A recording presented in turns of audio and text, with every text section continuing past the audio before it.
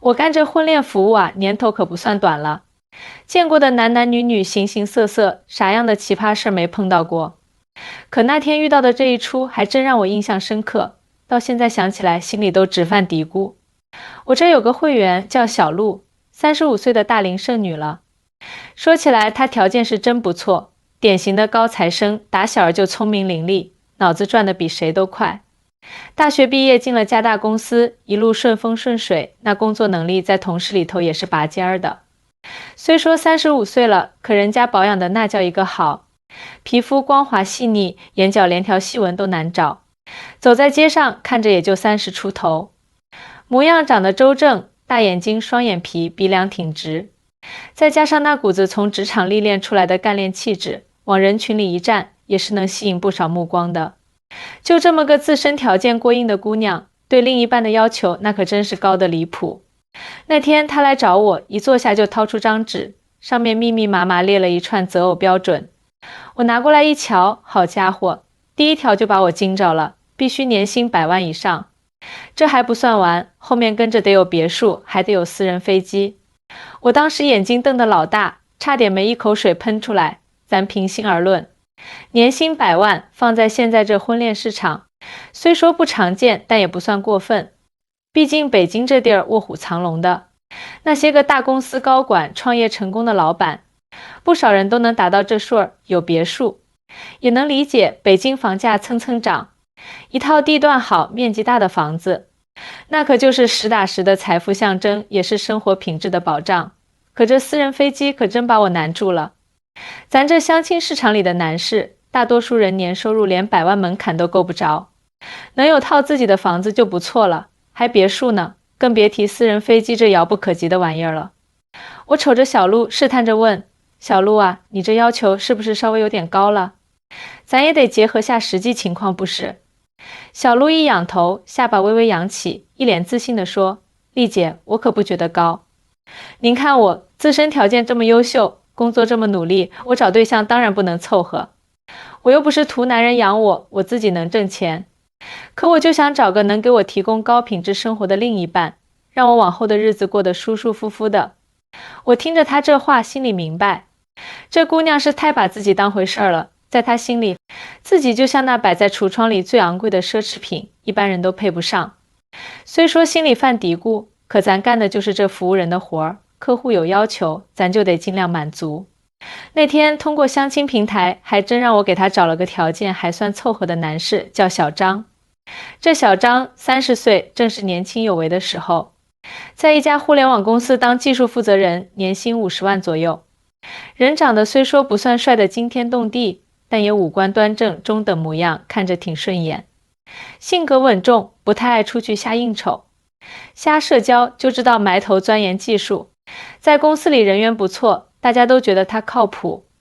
在咱这相亲市场，这种条件的男士，那就是打着灯笼都难找的优质男了，多少姑娘眼巴巴盼着呢。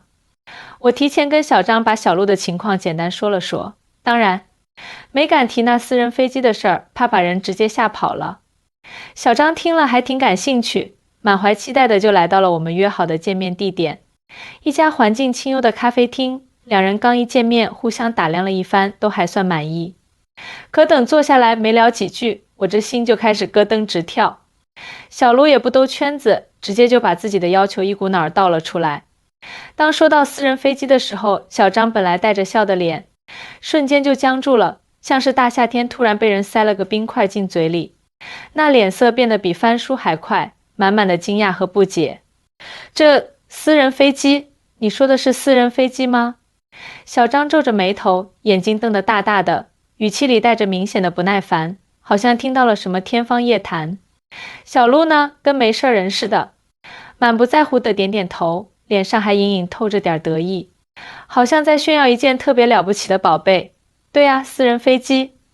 我可不是随便说说，得有豪车，有别墅，私人飞机那才是标配。我自己平时工作那么辛苦，生活品质不能讲，未来老公当然得有这个实力。那语气高高在上的，仿佛自己是女王，所有人都得围着她转，满足她的一切要求。小张愣了一下，大概是没想到小鹿会这么直白，这么不切实际。他撇了撇嘴，有些气愤地笑了笑，说：我能理解年薪100万，能理解有别墅，毕竟人都想往高处走，生活过得好点。可私人飞机，咱们这些普通人平日里连见都难得见到一回，更别说拥有了。你以为每个男人都像你想象的那么富有吗？你这要求是不是太脱离实际了？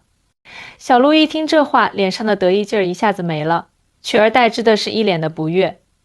他依旧面无表情地盯着小张，声音提高了几分：你是不是觉得我要求高了？告诉你，我自己就是个非常独立的人，工作上我也是拼了命的，天天加班熬夜，就为了做出成绩。我不需要男人养我，只是希望他能给我一个更好的生活品质，这过分吗？小张这下彻底被激怒了，他噌的一下从座位上站起来，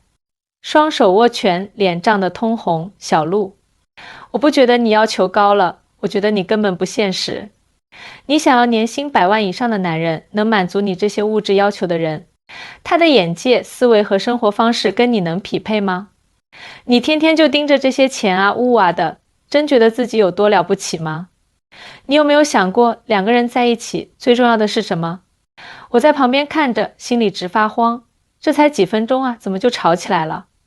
我赶紧站起来，想当个和事佬。哎，小鹿、小张都消消气，大家坐下来慢慢说。这刚见面，互相还不太了解呢，别为这点事儿伤了和气。可小鹿根本不听我的劝，眼睛瞪得像铜铃，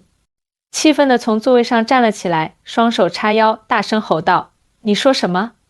那架势像是要跟小张干一架似的。我有的是本事，难道不配过上好日子吗？我每天加班拼命工作，难道就是为了过个平凡的生活？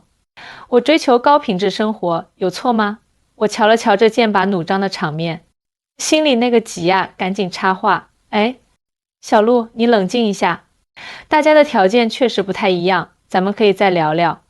互相多了解了解，但你不能这么急躁，你听我说。没等我说完，小鹿已经不耐烦地挥了挥手，像赶苍蝇似的：丽姐，别再给我找借口了，我看这男的就不是我的菜，根本不值我浪费时间。说完，他拿起包转身就走，高跟鞋踩在地上哒哒响，那背影写满了不甘和不屑。我站在那儿，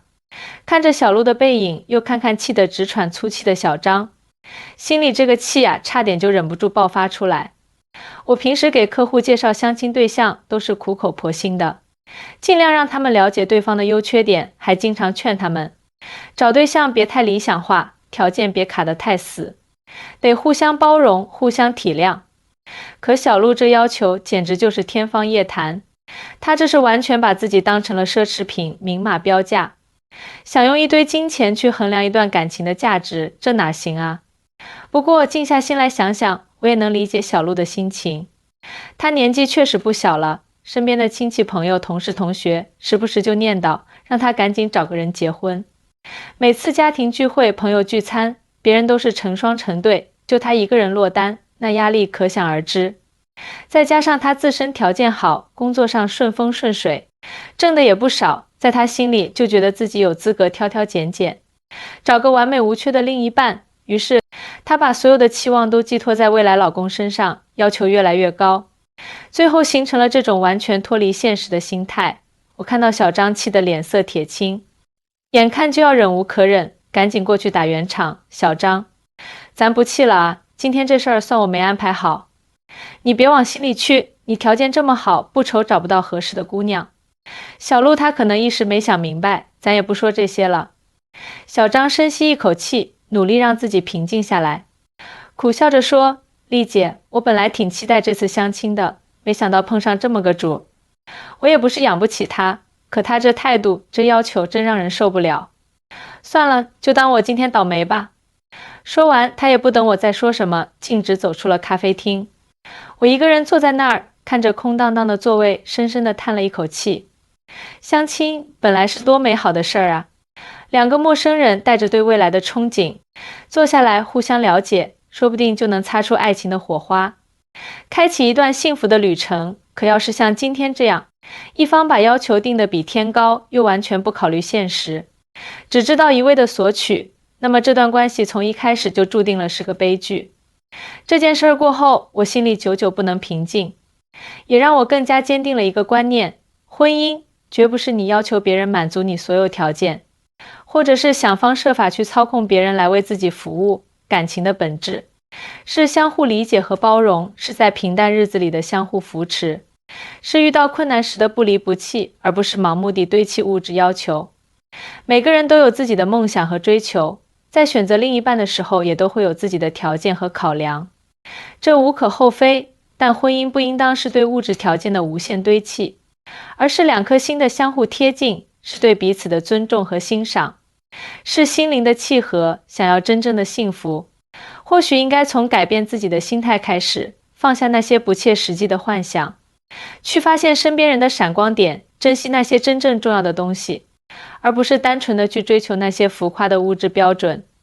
毕竟爱情和婚姻是用真心浇灌出来的花朵，不是用金钱堆砌起来的城堡。在后来的工作中，我也经常拿小鹿和小张的事当例子，跟其他会员讲讲。有的姑娘听了若有所思，会重新审视自己的择偶标准；有的小伙子听了也会感慨，找对象不能只看外在条件，还得看性格，看三观合不合。我就希望大家都能从这些事儿里吸取教训，别再重蹈小鹿和小张的覆辙，都能找到属于自己的那份幸福。这婚恋市场啊，每天都在上演着各种各样的故事，有甜蜜的，有苦涩的，有圆满的，有遗憾的。我作为一个红娘，见证着这些故事的发生，也希望能尽自己的一份力，让更多的人在爱情的道路上少走弯路，走向幸福的彼岸。